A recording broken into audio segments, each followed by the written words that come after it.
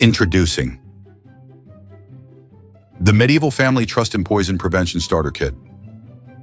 Because apparently family dinner wasn't stressful enough. Is your daughter becoming slightly more popular than you at court? Has your magic mirror recently delivered devastating emotional damage?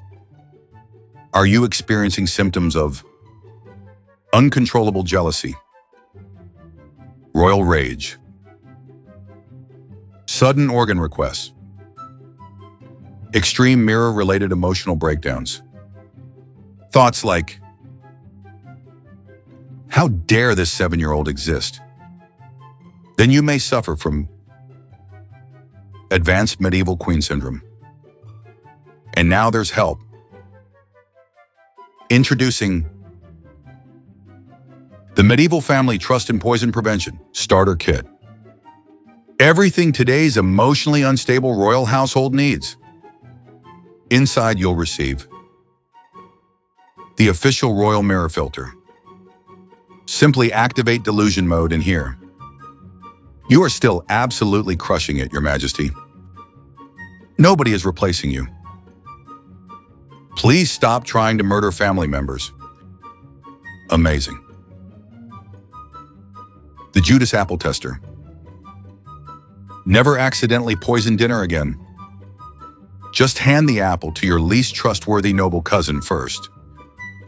If he survives, dinner's ready. The Huntsman Receipt Tracker. Tired of sending employees into forests and never knowing where your evidence went? Now featuring real-time medieval tracking. Your huntsman has entered the woods. Your huntsman ignored instructions. Your huntsman adopted a conscience. Technology. Bonus item, the Would-Be Therapy Scroll TM. Written by absolutely unqualified castle experts. Helpful advice includes, maybe don't eat your kids' organs. Try hobbies. Touch grass. Calm down. Groundbreaking psychological innovation. But wait. Order in the next 10 minutes and receive Red Hot Iron Shoes Mini Edition. For the queen who just keeps making terrible decisions. Not legal in several kingdoms. Side effects include emotional stability, reduced forest incidents, fewer assassination attempts, temporary self-awareness, and sudden realization that maybe the mirror wasn't the problem. Pizzaverse Studios is not responsible for poison apples, suspicious huntsmen, glass coffins, medieval conspiracies, cursed forests, inheritance disputes, or family dinner incidents. The Medieval Family Trust and Poison Prevention Starter Kit. Because if your family dynamics are showing up in grim fairy tales, it might already be too late.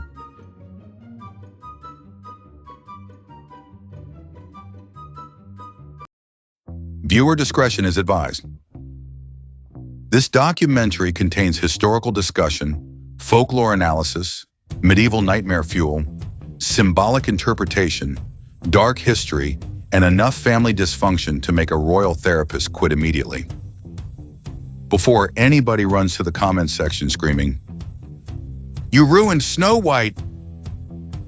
Relax. Nobody is accusing cartoon dwarfs of organized crime.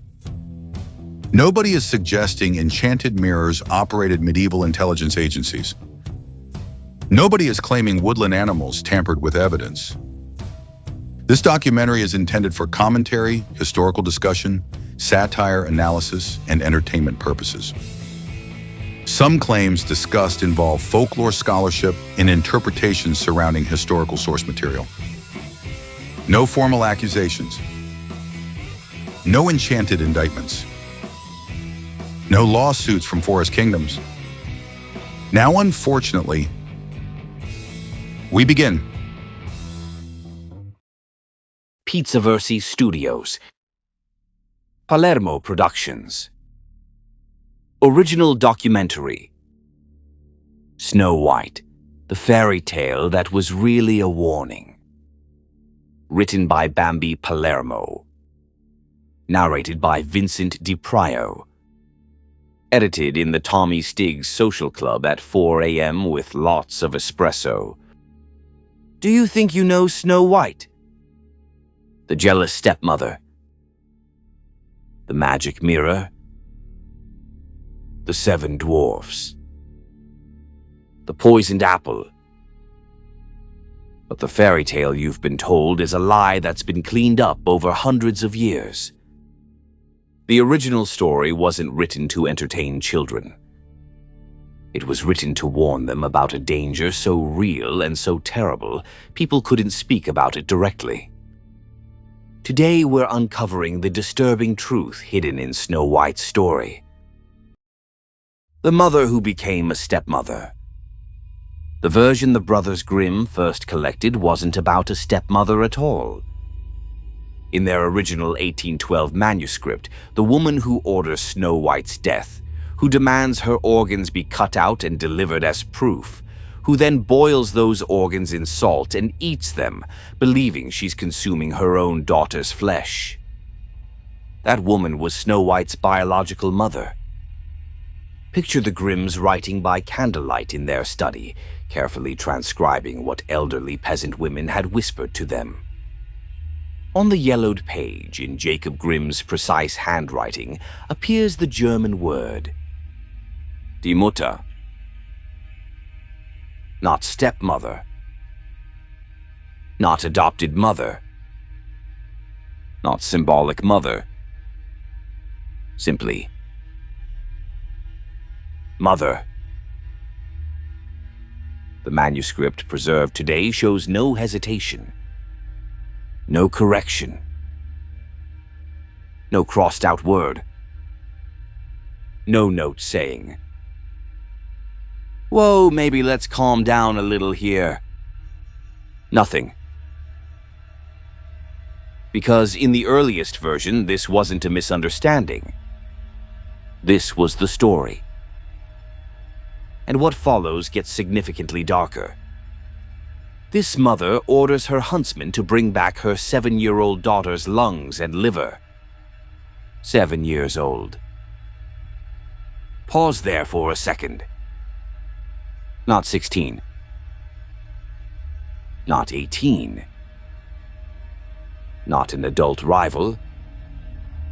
7. And when the huntsman returns with what she believes are Snow White's organs, she doesn't bury them. She doesn't destroy them. According to the text, the cook had to boil them in salt, and the wicked woman ate them up. She consumes them greedily, believing she's devouring her own child's essence. Now, modern audiences hear something like that and immediately think, okay, what the hell kind of medieval horror movie are we watching? Fair question. But across Europe, from Russia to Ireland, folklorists documented similar stories involving maternal cannibalism and parental betrayal. Stories emerging from very real fears surrounding power, inheritance, family hierarchy, and survival. The Grimms later changed this detail. The biological mother became a stepmother. And honestly, you can understand why. Because trying to sell parents on. Good night, sweetheart. Sleep tight. Tonight's lesson your mother may attempt ritual organ consumption. Yeah. That probably wasn't flying.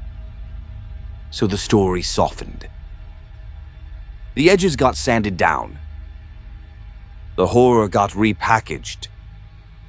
But folklore scholars believe traces of the original warning remained beneath the surface. Because underneath the fantasy sat a possibility medieval audiences understood all too well. Sometimes danger didn't come from strangers. Sometimes danger lived inside the home. And if Chapter 1 teaches us anything, it's that Snow White may never have been about jealousy alone. It may have been about fear.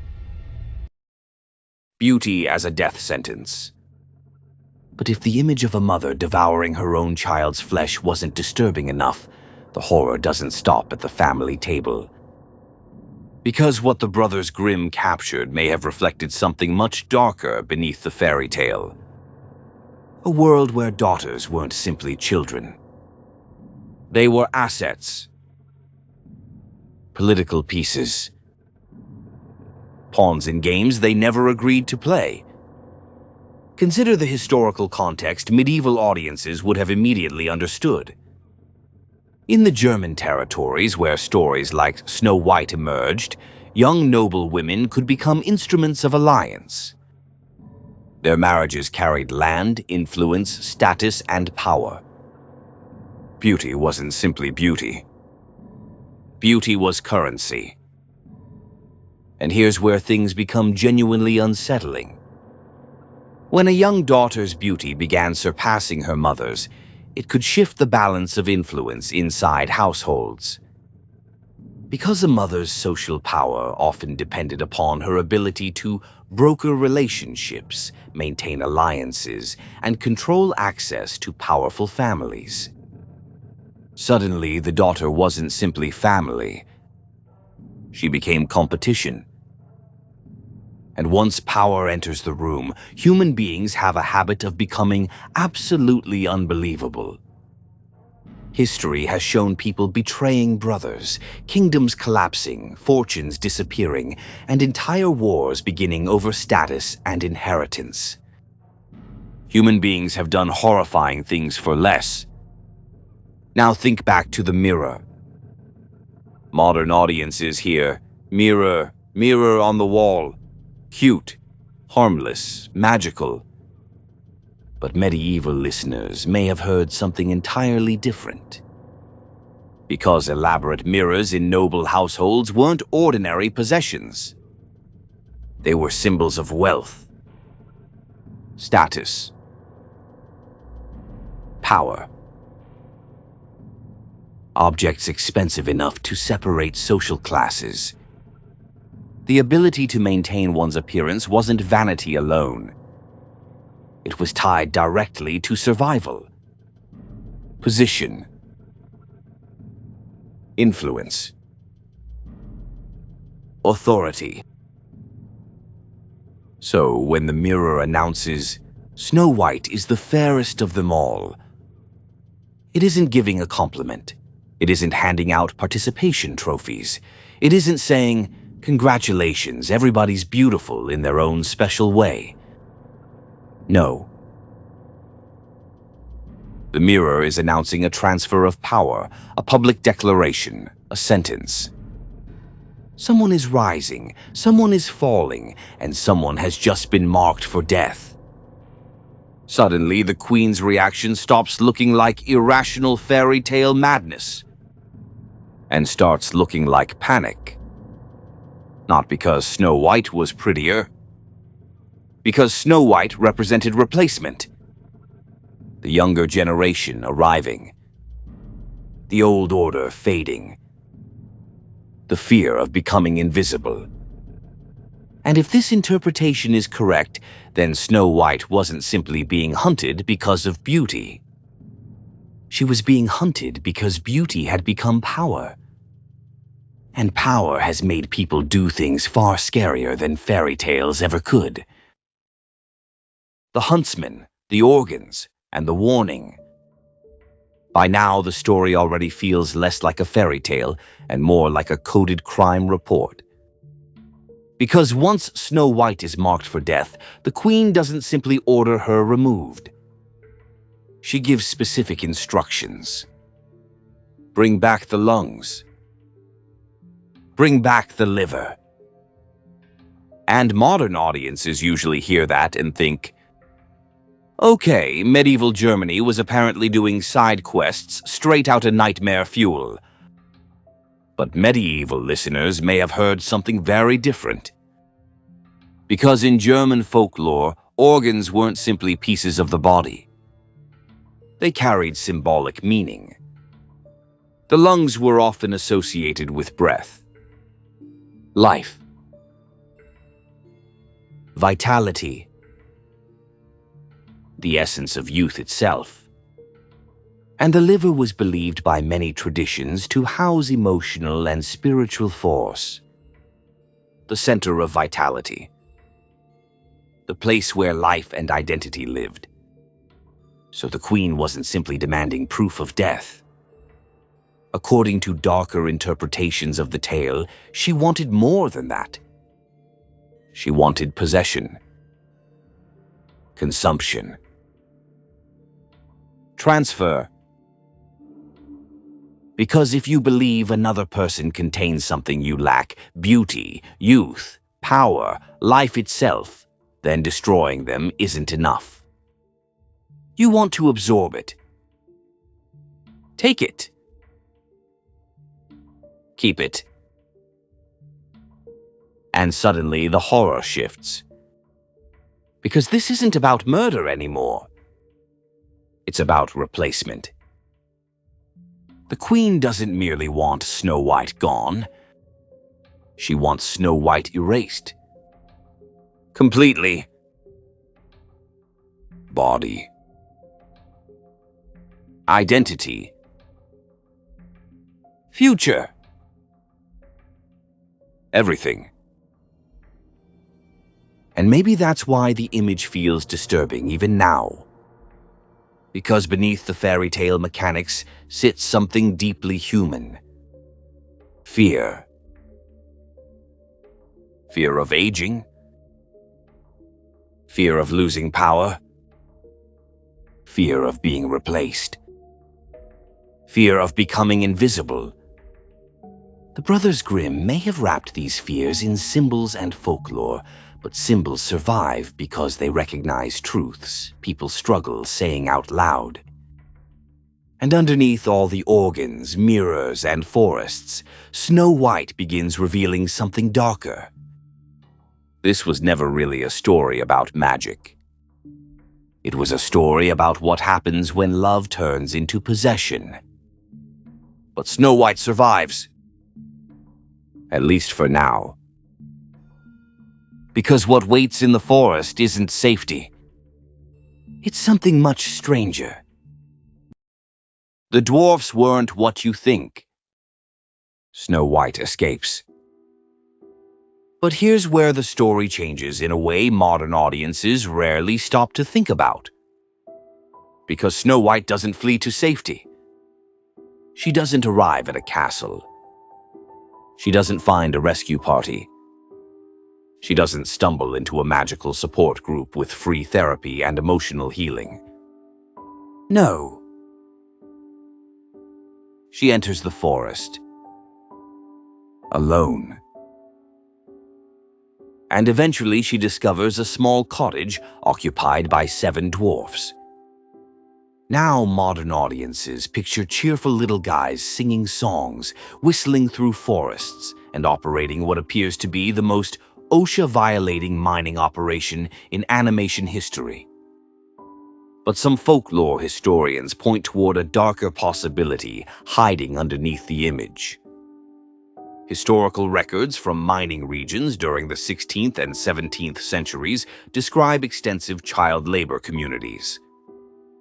Children worked in narrow tunnels because their small bodies fit spaces adults couldn't enter.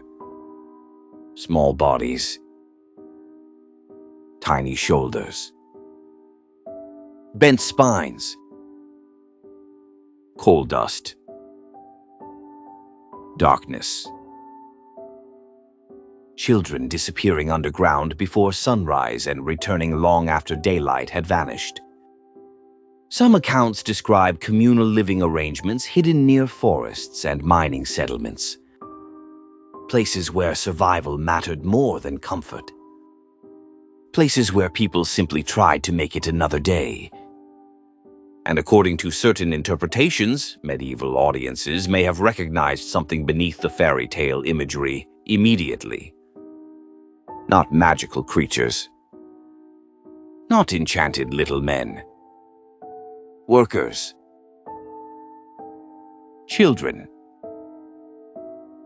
Outcasts. The forgotten. Snow White arrives and immediately begins cooking, cleaning, and maintaining the household. And suddenly the arrangement starts looking very different. Because Snow White doesn't find freedom. She finds labor. She trades one form of survival for another. And maybe that's why the chapter feels unsettling beneath the fantasy. Nobody rescues her. Nobody rides in and saves the day. She adapts. Because when home becomes dangerous, survival starts looking a lot different than fairy tales promised. And if the forest wasn't escape, then what comes next becomes even darker. Because eventually the queen returns. And this time, she brings gifts. The poisoned apple. Then comes the image everybody remembers. The poisoned apple. The object so famous it practically swallowed the entire story. Ask people about Snow White and chances are they immediately picture it. Bright red. Perfect. Beautiful. Harmless. At least on the surface. But according to darker readings of the tale, the apple may be one of the most disturbing symbols in the entire story. Because in the original version, the queen doesn't simply hand Snow White a poisoned fruit and hope for the best. She's smarter than that. The apple is divided. Red on one side, white on the other. Poisoned on one half, safe on the other.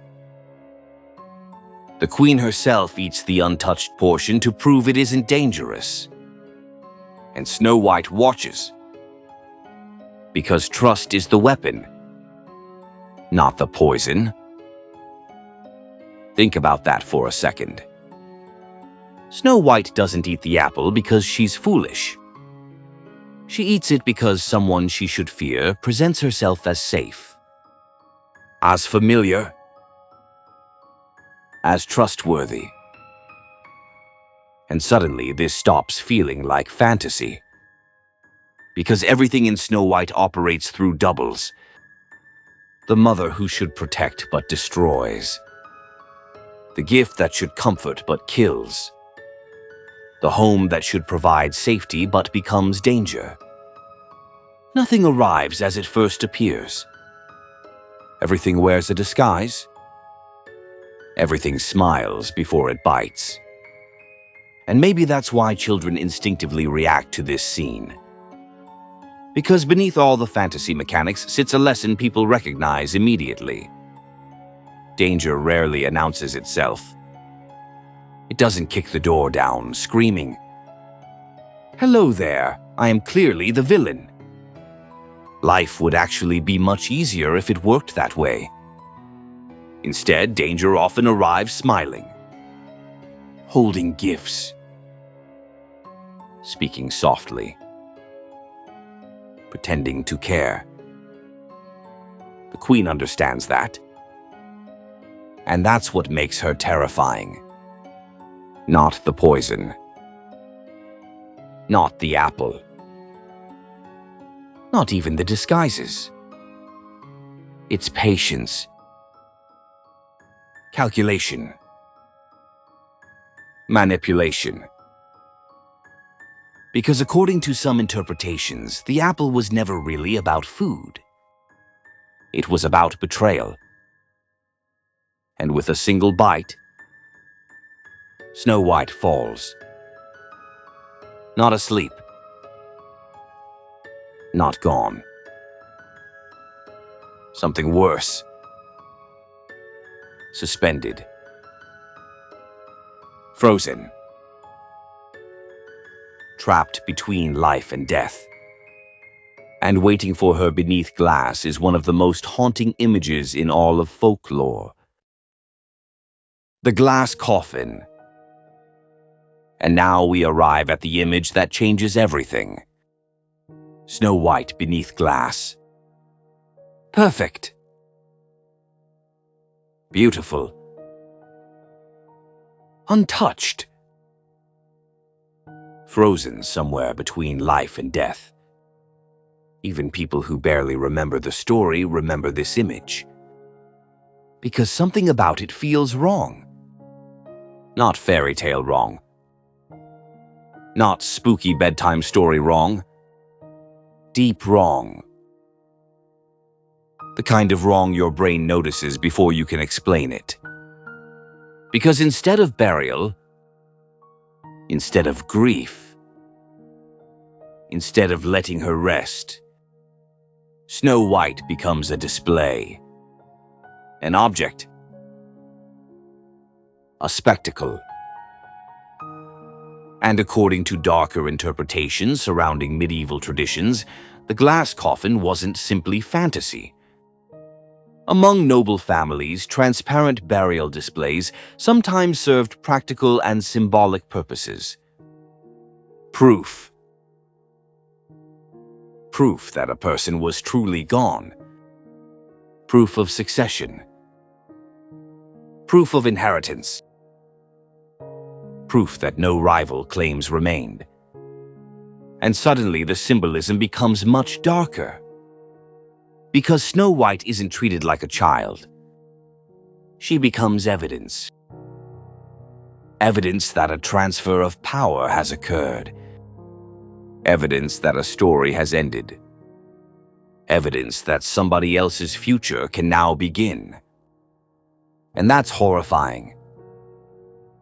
Because throughout this entire story, Snow White's value has repeatedly been tied to how others see her. Her beauty. Her status. Her appearance. Her usefulness. And now, even in suspended death, she remains trapped beneath the gaze of everyone around her. Beautiful. Silent. Untouchable. Observed? The coffin preserves her image but takes away her voice. And maybe that's why this scene lingers for centuries. Because beneath all the fantasy sits a question people still ask today. What happens when a person stops being treated like a human being and starts becoming a symbol? Because Snow White isn't living anymore. She isn't even fully dying. She's waiting. Waiting beneath glass. Waiting for someone else to decide her fate. And what comes next may be the strangest part of the entire story. Because the prince arrives. And the original version isn't the one most people remember. The prince and the disturbing original ending.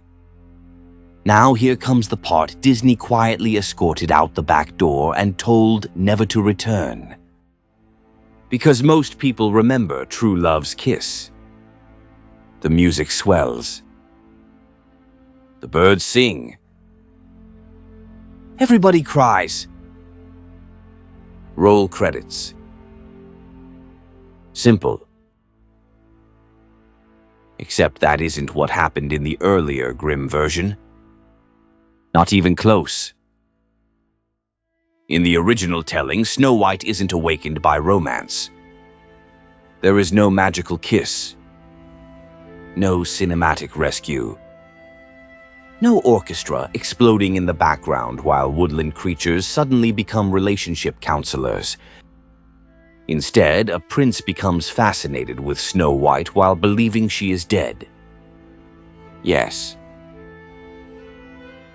Dead. Not sleeping. Not resting. Not temporarily unavailable. Dead.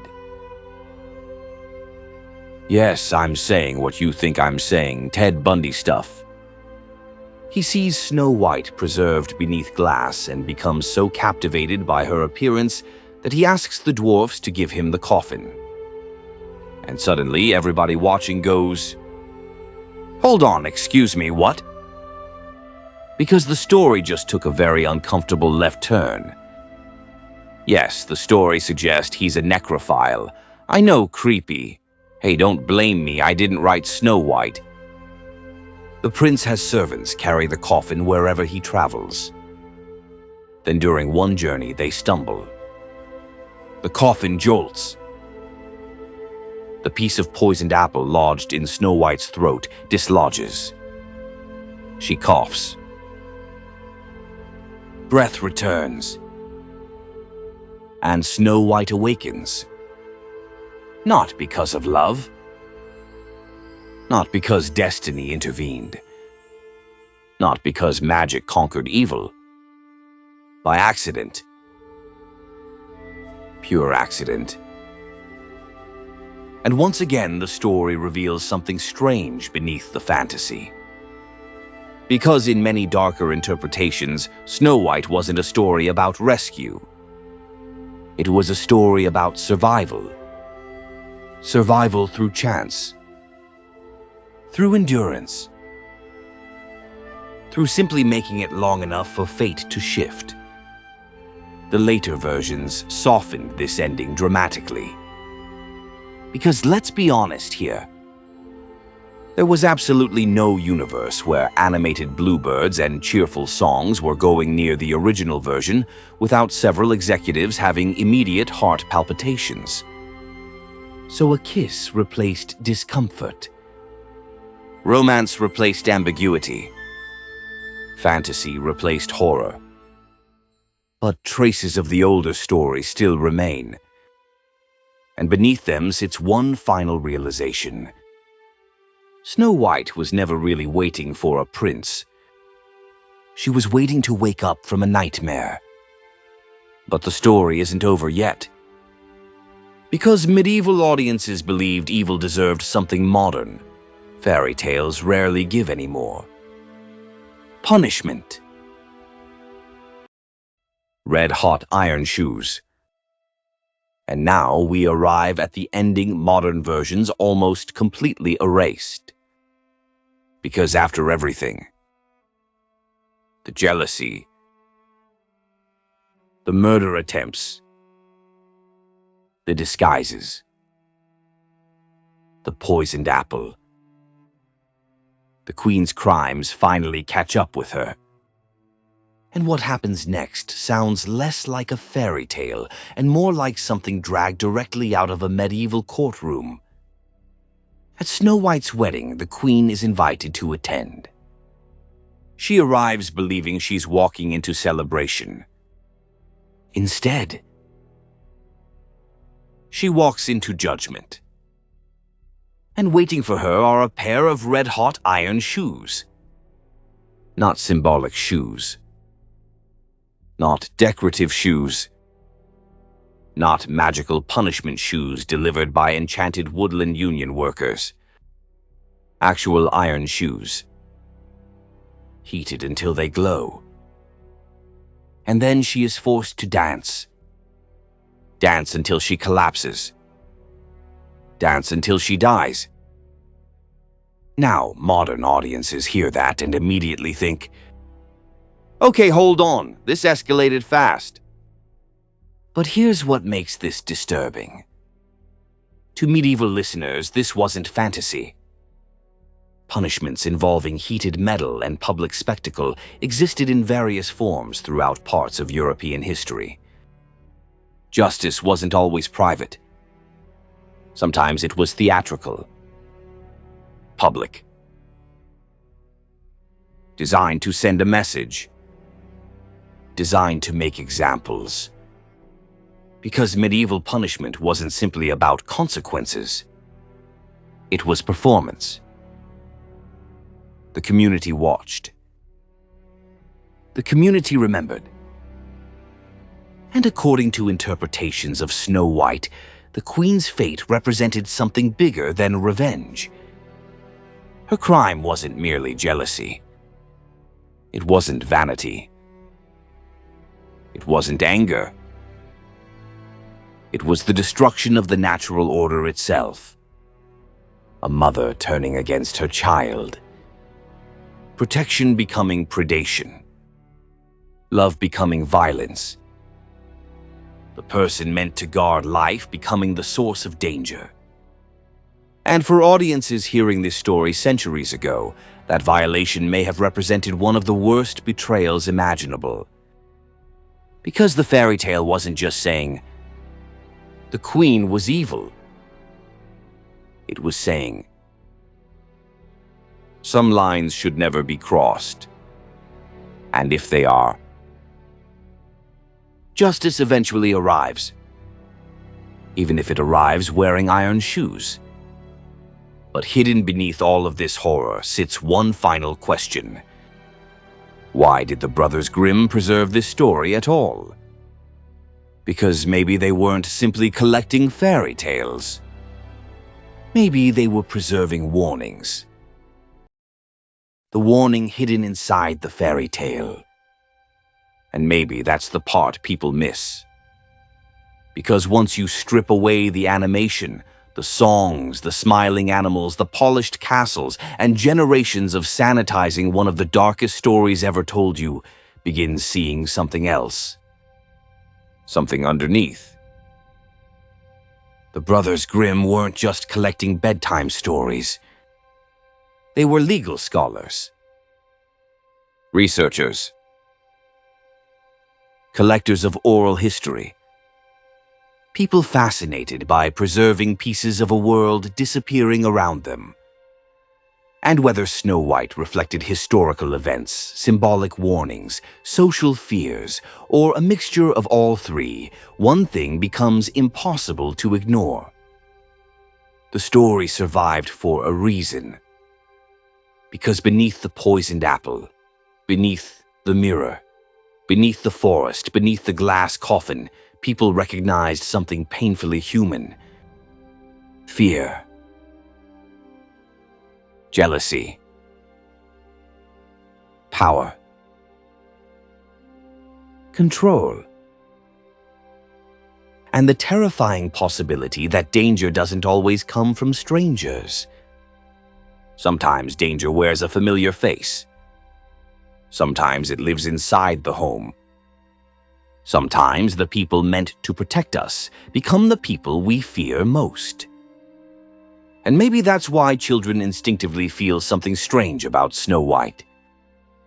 Because even after centuries of rewrites, edits, and cleanup attempts, the darkness still leaks through. The questions remain. Why does the mother want her gone? Why is Snow White sent away? Why does everything beautiful in the story seem dangerous? Why does rescue always arrive too late? Because underneath all the fantasy machinery, the story was never really about dwarfs. It was never really about romance. And it was never really about beauty. It was about a child marked for death. A warning disguised as folklore. A crime scene preserved in narrative form. Evidence hidden inside a fairy tale. And once you recognize it, the illusion collapses. Snow White was never simply the fairest of them all. She was the child nobody protected. My thoughts. So the next time somebody says Snow White is just a harmless fairy tale, the jealous stepmother, the poisoned apple, the 7 dwarfs, the happy ending. Remember something. The version most people know today traveled through centuries of editing, rewriting, and sanding down every sharp edge that made the original story unsettling. The biological mother became a stepmother. The darker implications faded. The horror softened. The prince became romance. The warning became entertainment. And over time, one of the darkest stories ever preserved slowly transformed into something safe enough for bedtime. But stories don't survive hundreds of years by accident. Something underneath kept people telling it. Something underneath kept people remembering it. Because hidden beneath the fantasy was a fear people understood immediately. The world isn't always dangerous because of monsters. Sometimes it's dangerous because ordinary people can become monsters. And maybe that's why Snow White still lingers in the back of our minds centuries later. Not because of magic. Not because of castles. Not because of dwarfs. Because somewhere deep down, we recognize the warning. If you enjoyed today's descent into medieval nightmare fuel, dark folklore, hidden history, and childhood trauma disguised as animation, like, subscribe, and join us here in the Pizzaverse. Because around here, we don't just tell stories. We dig through the bones underneath them. We follow the breadcrumbs. And sometimes the fairy tale turns out to be the crime scene. And to everybody supporting the Pizzaverse, the crew, the capos, the day ones, the people watching at 3 in the morning saying, "Okay, one more video," while accidentally beginning a 3-hour documentary marathon. Thank you. Seriously. You could have spent your time doing something productive. You could have gone outside. You could have touched grass. You could have made responsible adult decisions. Instead, you willingly sat through a deep dive explaining why Snow White may secretly be one of the darkest stories ever told. That level of commitment deserves respect. This is Vincent DiPrio, Pizzaverse Studios, Palermo Productions. And remember, not every fairy tale ends happily ever after. See you at the next one.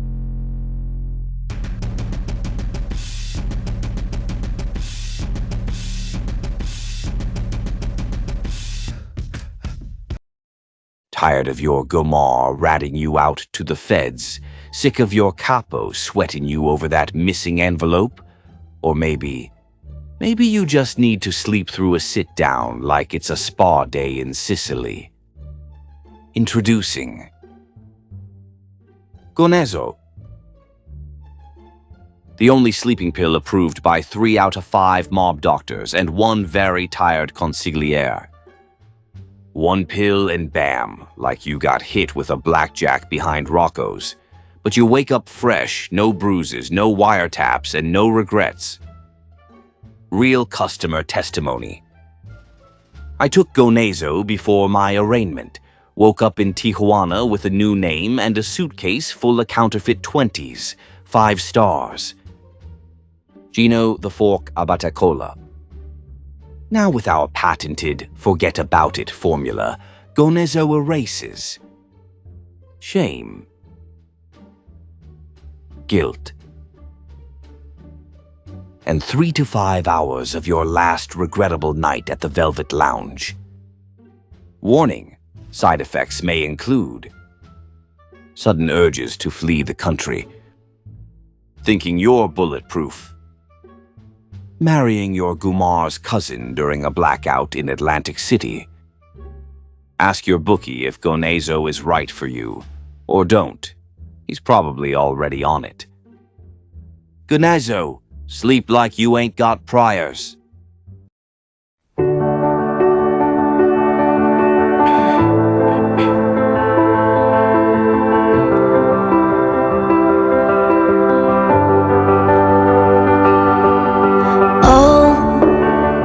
Trying to shoot down angels, they're trying to pull their wings off so they can't fly. And oh, but she's so brave though, just like a tornado. She's taking us by storm. You can't stop the girl from going, you can't stop the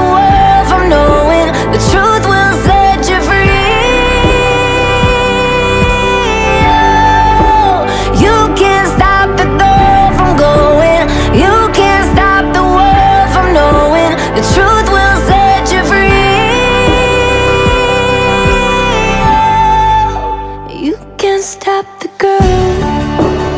They're trying to take our voices, they're trying to make our choices. So we scream loud, loud, loud. And oh, I know you feel the lightning, and it's so exciting. So here we come. You can't stop the thought from going. You can't stop the world from knowing. The truth will set you free. Oh, you can't stop the thought from going. You can't stop the world from knowing. The truth will set you free. Oh, you can't stop the thought. You can't stop the thought. You can't stop the thought. No, you can't stop the thought.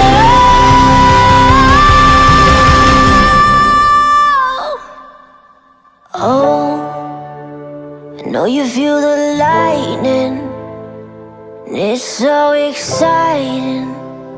So here we come.